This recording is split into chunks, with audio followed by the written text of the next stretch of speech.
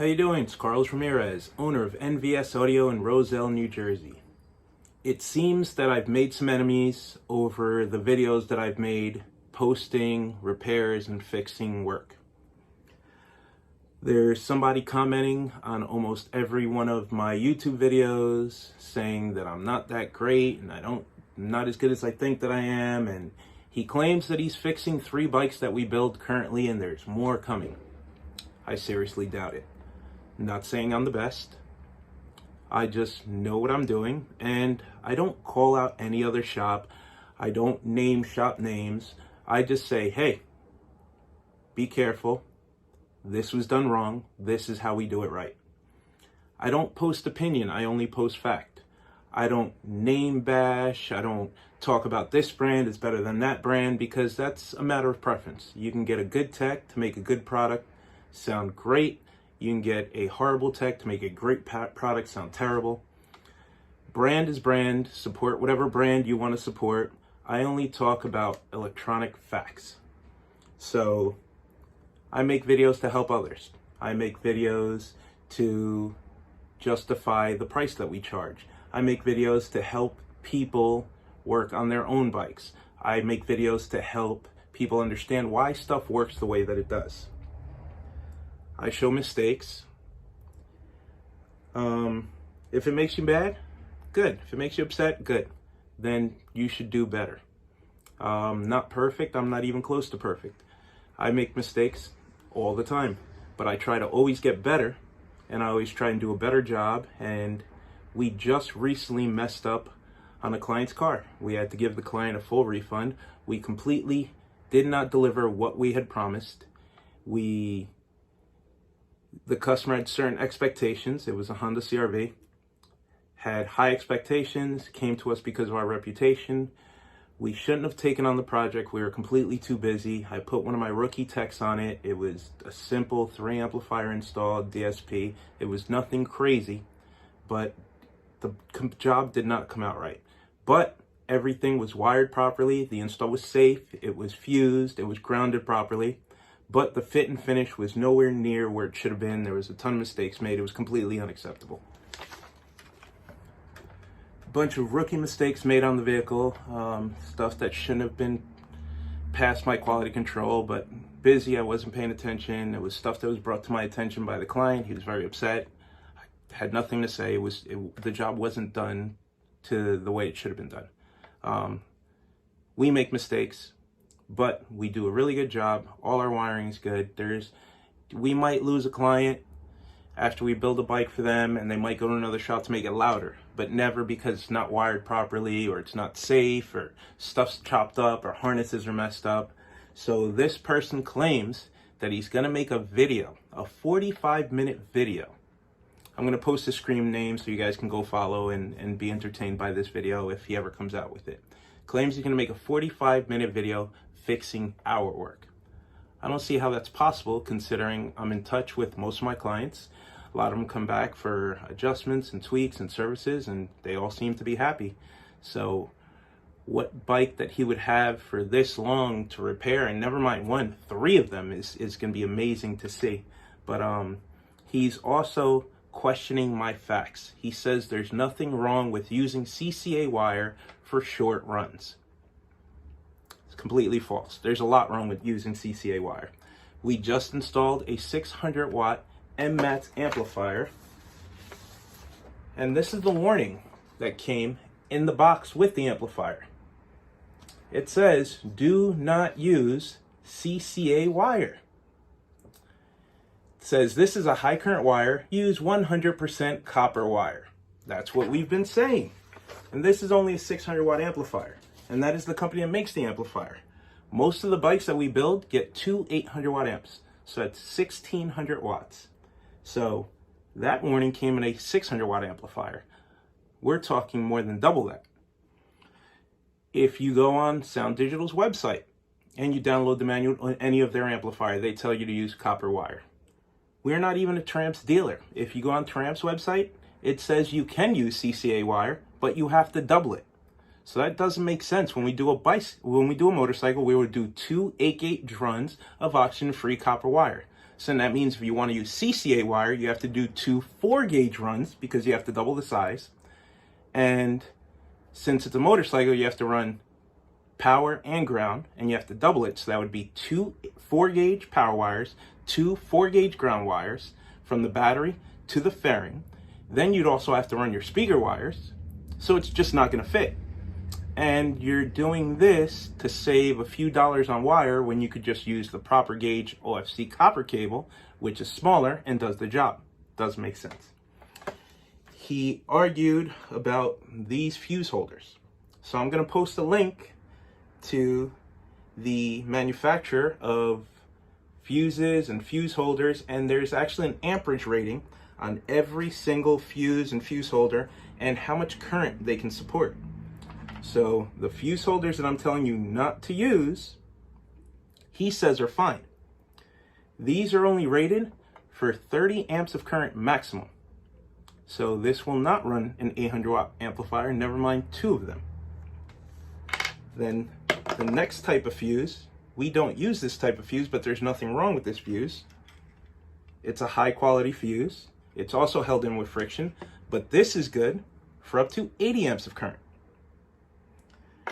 Now the fuses and fuse holders that we use, this one is good for up to 200 amps of current. And this one is good for up to 400 amps of current. Now the reason these can handle so much current is the contact area of the fuse and the fact that they're held together with mechanical fastener. They're actually screwed down and bolted down. So if the fuse is clamped down and bolted down, it can flow more current. Simple math. But you don't have to take my word for it. I'm going to post the chart so you can look at it and see that the chart tells you that you can't use this fuse to run 800 watt amplifiers on motorcycles. Let's see what else we have. CCA wire. He says there's nothing wrong with using CCA wire if there's short runs. We used to use CCA wire about a decade ago for entry-level install on 500 watt amplifiers. We stopped because CCA wire, when it gets wet, will corrode.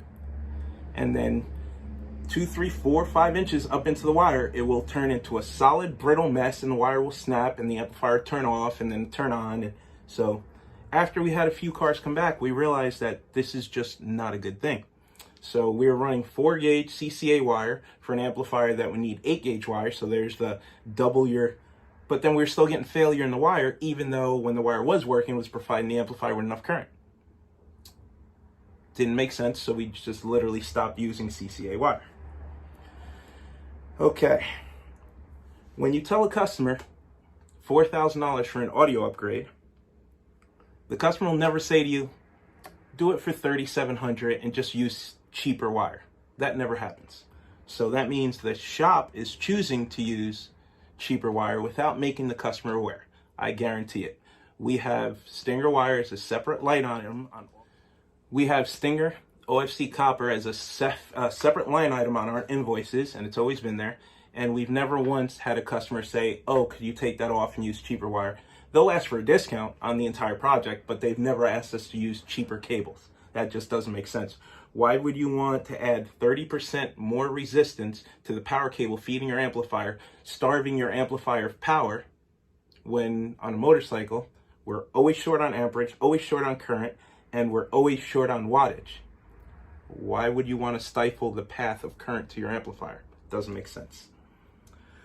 CCA wire corrodes badly when it gets wet. Solder does not absorb well into copper-clad aluminum wire. Anybody that solders wire like we do knows that aluminum wire does not solder as nicely as copper wire does.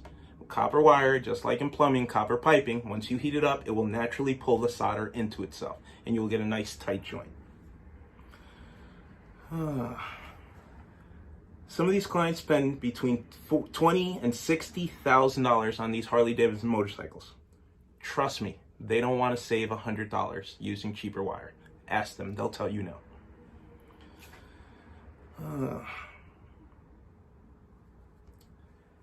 The gentleman that built the Cadillac Escalade that we're fixing says he did nothing wrong. We're almost done with the truck, and there's 4 amplifiers and multiple batteries in the truck. When he built the truck, it had CCA wire and no fuses. I don't know how he could say the build was done right if there was no fuse where the wire leaves the battery, no fuse where the wire leaves the rear battery, no fuse between the rear battery and the amplifier, just no fuses anywhere. So I just, once again, I'm stating fact, it's not opinion. If you look up any amplifier manual, MECP manual, there's supposed to be a fuse within 18 inches of the battery. So if there's two batteries, two fuse lines leaving the battery. Not opinion, simple fact. Bad work ruins the game for everybody. If a customer had a budget of $10,000 and he gets the audio done at shop number 1 for $5,000 and he's not happy with the audio, then he gets it redone at shop number 2 for $5,000. Instead of having $10,000 worth of sound, he now has $5,000 worth of sound and he's upset with one of the shops. Do better work.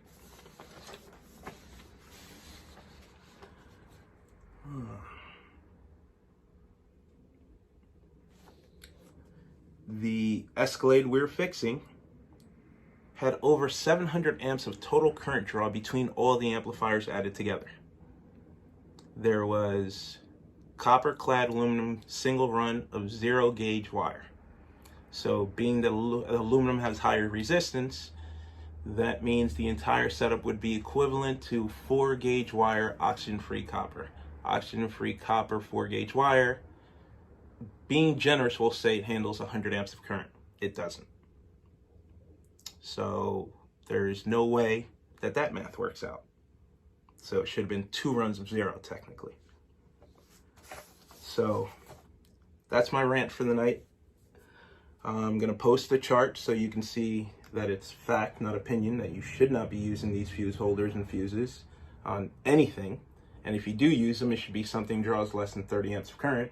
So the only amplifier that we sell that this fuse can support the amount of current would be maybe the 400.4 that we use for tweeters. So that's enough of that. Mini A&L, good for up to 200 amps of current per fuse. Tiny.